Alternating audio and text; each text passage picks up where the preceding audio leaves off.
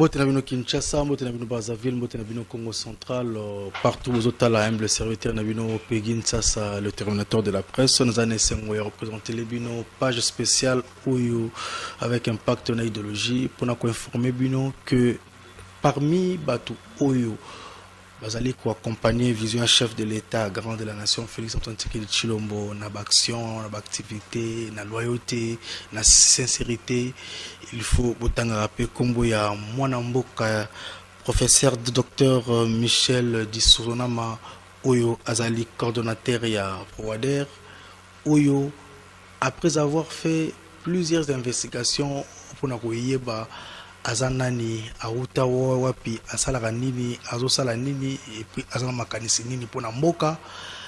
na yo comprendre que le professeur docteur Dissonama azali congolais et puis azali loyal et puis lisusu azali au service de la population surtout na kolona lokolo ya mokonzi mboka garant de la nation Félix Antoine Tshisekedi Tshilombo na oetali musala kitoko oyo asalaka na Proader ndenge pe respectaka hiérarchie na ye. Et na bino boye baka lisusu que Pegin Sasa journaliste d'investigation pe lisusu moko ya ba communicateur privé chef de l'État maître fois pembala mingi o toza chance ya kokutana na mokonzi mboka garant de la nation Félix Antoine Tshisekedi Tshilombo mokonzi mboka a rappela ngai Pegin Sasa tango nyonso vous allez comme mon abaye bazali ko accompagner ngai il faut ko accompagner pe bango. Donc je suis dans l'obligation ya ko accompagner batu oyo bazali ko accompagner vision chef de l'État na sincérité pe na loyauté. Na yango boyebi ke ngai na komisaka mutu te na flatarate présenter bino officiellement mon mboka professeur docteur Dissonama Michel oyo c'est un homme très sincère, loyal envers hiérarchie naïe pe azali kolanda lignée ya chef de l'État. Et c'est que nous avons que bazalaki na Congo central mikoluti koleka dans le cadre il y a parti politique pe dans le cadre moko très politique oyo mwana mboka le secrétaire général adjoint il y a UDPS Tshisekedi le patriarche Jean Tezo Akitaki na province ya Congo central na Mayombe kuna na Tchela pour ko installer ba dirigeant ya parti présidentiel na niveau ya Tchela. Lelo nazali ko informer bino ke mwana mboka Dissonama Michel a commis premier vice-président ya IDPS ya Tchela oyo le kitoko avec impact na idéologie. Lelo nazali ko yebisa bino que parmi ba congolais parmi Babena Congo, parmi ba Congo oyo bazali loyal, oyo bazo accompagner chef de l'État, même aussi effacé de loin, de près, na action ebele parce qu'en dehors ya Proader, azana ba structure d'accompagnement, ba fondation, ba asbel oyo et salaka misala na mboka pour na accompagner vision chef de l'État autrement. Lelo bomomoni misala oyo asala dans le cadre de Proader oyo ezali structure mo munene oyo ezali ko sala musala ya makasi na mboka na biso. La seki na bino bolanda ba condensé oyo proposé par rédaction na biso ya lingala pe rédaction na biso ya français dans le cadre ya ko accompagner l'action il y a mon mboka professeur docteur Dissonama Michel na tali communication de proximité, communication numérique, communication institutionnelle bolanda condensé il y a reportage il y a lingala pa français il y a mon mboka professeur docteur Dissonama Michel ndengini azalaki installé comme premier vice-président IDPS Tshisekedi kuna na province ya Congo central précisément na Tchela avec impact na idéologie. Je confirme avec force et avec agressivité que nous allons accompagner le professeur docteur Dissonama en ce qui concerne la communication, la vraie communication de proximité, communication numérique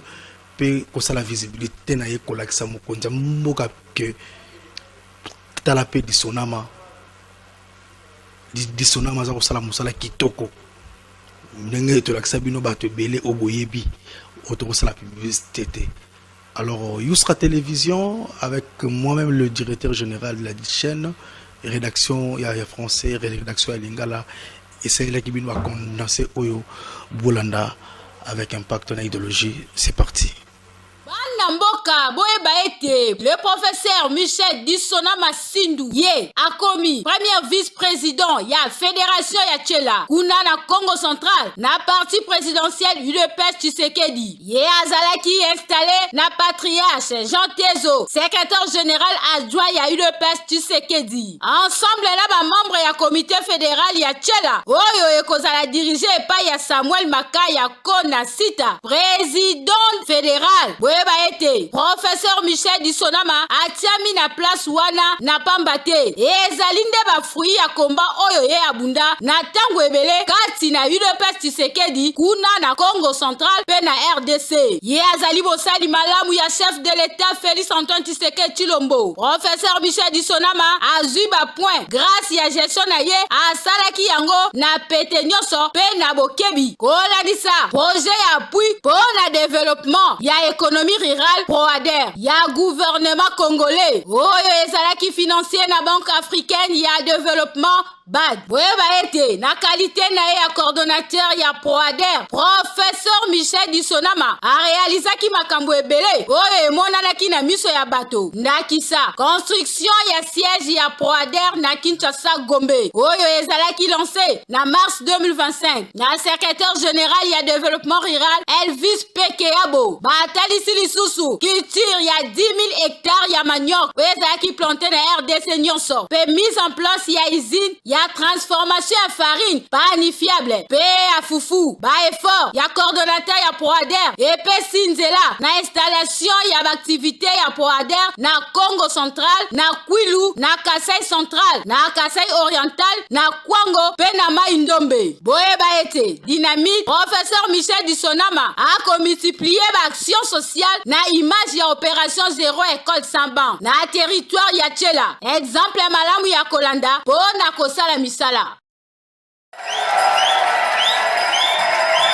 Le professeur Michel Disonama Sindou a été élevé au rang du premier vice-président de la Fédération des Tchela dans le Congo central du parti présidentiel UDPS Tshisekedi. Il a été installé par les patriarches Jean Tezo, secrétaire général adjoint de l'UDPS Tshisekedi, ensemble avec le membre de ses comités fédéral des Tchela qui sera dirigé par Sami Makaya Kona Sita, le président fédéral. Il s'y est dénoté que le professeur Michel Disonama n'a pas été placé à ses postes au hasard. C'est le fruit d'un combat mené pendant plusieurs années au sein de l'UDPS Tshisekedi au Congo central et à travers la RDC. Fervent soutien du chef de l'État Félix Antoine Tshisekedi Tshilombo, le professeur Michel Disonama a aussi marqué de points grâce à sa gestion saine à la tête du projet d'appui au développement intégré de l'économie rurale PROADER du gouvernement congolais, financé par la Banque africaine de développement BAD. En sa qualité de coordonnateur du PROADER, le professeur Michel Disonama a son actif plusieurs réalisations palpables, notamment la construction du siège du PROADER à Kinshasa, Gombe, lancé en mars 2025 par le secrétaire général au développement rural Elvis Pekeyabo, la culture des 10 000 hectares de manioc plantés dans toute la RDC, accompagnée de la mise en place des usines de transformation en farine panifiable et en foufou. Alors, nous tenons à remercier aussi la BAD avec l'appui des PROADER parce que c'est avec l'agriculture que les pays peuvent s'émerger. Donc c'est pourquoi nos remerciements vraiment à l'égard du professeur Disonama et qui, par la vision des chefs de l'État, cherche à ce que la population rurale puisse évoluer par l'agriculture. Ici, nous avons 7 hectares et à Singambumba, parce que j'ai 3 sites ici, à Singambumba, nous avons 6 hectares et à 1 km ici, nous avons 2 hectares. Ce qui fait on a 15 hectares dans le groupement de Lundungu. Bon, je pense d'ici le mois d'octobre, il y a moyen de trouver les maniocs à récolter. Les efforts du coordonnateur du PROADER ont permis l'installation des activités du PROADER au Congo central, au Kwilu, au Kasaï central, au Kasaï oriental, au Kwango et dans le Maïndombe. Signalons qu'avec la dynamique, le professeur Michel Dissonama multiplie les actions sociales à l'image de l'opération Zéro école sans banc dans le territoire de Tchela. Un exemple à suivre à coup sûr. Merci beaucoup Bouti Kolanda Namokebi vraiment ba élément oyo ya mwana mboka professeur docteur Dissonama Michel na sengi na bana Tchela ba ko sabinote Michel Dissonama konabino azali mwana ya Congo central azali véritable muyombe ezali te que ce qui mutu a utali banda plus pona kelasi pona kozwa maele et que avanda mingi place wana te kundi bazozo ba ko sabino ba confusion. Je confirme parce que ngai moko mwana mboka Pegin Sasa, je suis originaire de Tchela, Ndidi Yombi. Alors Michel Dissonama Kombe tu Yombi. Alors il faut bochaye poa, c'est un grand leader au na Tchela aza incontestable kasi to bochaye poa pour alingara mokonza mboka lingara RDC pe alingaka Tchela ekende liboso. Mazam très effacé, très humble. Alors, Mokonzi Mboka, Félix Antoine Tshisekedi Tshilombo, Ngai Pegin Sasa, journaliste, bouliste, et moko ba communicateur na yo. Je vous confirme avec force, sans flatterie. Moi, Mboka Dissonama, à Lingarayo, à accompagner yo, pe à retrahir yo jamais, à accompagner vision na yo, surtout, na ba fin fond, n'enge kaka, pour adhérer à Salam Moussala Kitoko. Ou il faut tout chama beaucoup puis mon mboka professeur Dissonama Michel ba lettre goya pour nato comment officiellement comment to quoi accompagner na ou tali vraie communication il y a proximité communication numérique dans le cadre il y a qu'on vendre yo na petit peuple pena ba autorité ba yibake mona mboka Dissonama Michel za Salam Moussala Kitoko na bande kwa IDPS. Merci beaucoup de comprendre que Michel Dissonama Zali mona mboka pe véritable mona IDPS bon que patriarche Jean Tezo Akiti yemoko pour na ko installer bureau mubimba ya parti ya Tchela donc bureau dirigeant il y a parti présidentiel à niveau ya Tchela boni IDPS Tshisekedi ndenge et vandising kunga na Tchela en tout cas na Tchela ekota na Tchela mobimba pona kovandisa nkunga pe idéologie ngai na bino tokuta na mbala sima eza koya na ba page spéciale oyo na bana kusala pona ko accompagner ba oyo bazali ko accompagner vision ya chef de l'état na loyauté na sincérité nyonso pona Congo elata pour poursuivre sika ngai na bino tokuta na mbala sima eza koya.